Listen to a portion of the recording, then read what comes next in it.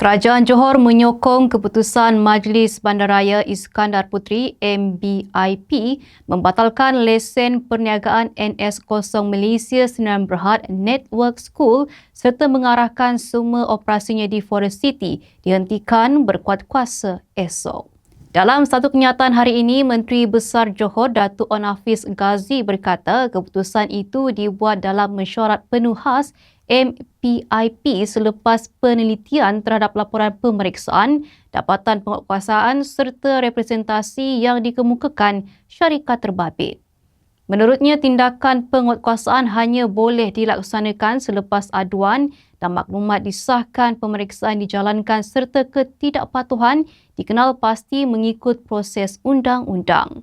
Onn Hafiz menegaskan Johor sentiasa mengalu-alukan pelaburan berkualiti tinggi yang mampu merancangkan ekonomi dan mewujudkan peluang pekerjaan, namun tiada mana-mana pelabur atau organisasi boleh mengatasi kedaulatan undang-undang negara.